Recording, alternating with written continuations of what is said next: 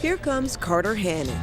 He's not going to stop. You cannot stop this guy. Strolling into the Rothman Institute at Jefferson to see a surgeon again. His life is all about skateboarding and surfing. He's also a boogie boarder, snowboarder, skier, and all-around fearless guy. Has been for about 30 years.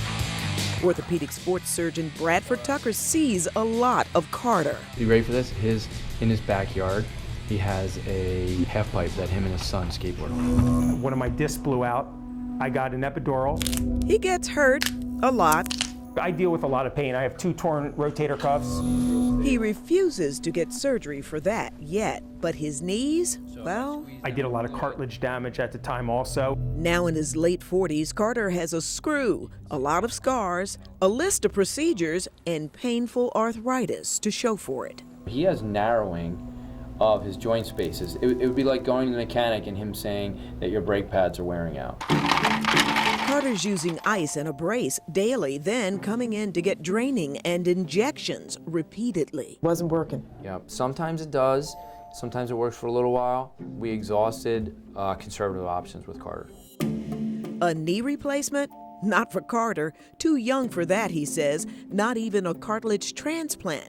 Too much downtime for a daredevil and active dad. I was like an old man. I was walking hunched over for 2 months. Safe to say, he had become Dr. Brad Tucker's and other Rothman surgeons' biggest dilemma. What do you do now? Well, the FDA just approved some studies here at Jefferson University Hospital using stem cells to repair or regenerate joint injuries. They're looking at treatments using the patient's own adult stem cells. And it's the first FDA-approved study in the United States. At the same time, federal regulators are cracking down on some stem cell treatments and clinics around the country in the continuing debate over whether most of these alternative therapies really work, are worth the thousands of dollars in out-of-pocket costs, or if they are even safe.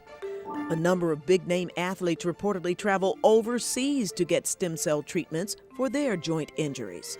But you can't manipulate stem cells in the United States. So we have a technique where we can take your fat, extract the stem cells, and within an hour have a concentrated stem cell population that we can inject into injured parts of your body.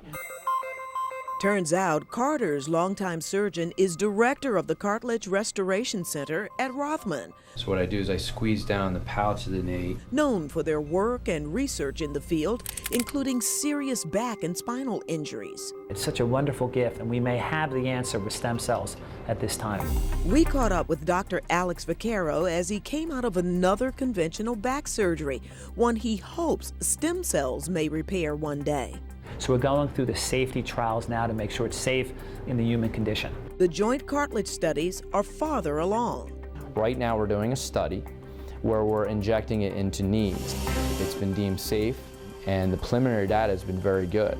And we're now doing a study to see if it actually works. So he's a great test patient. And he had the perfect first pretrial subject.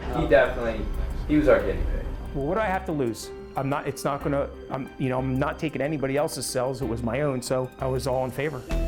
And it's all free.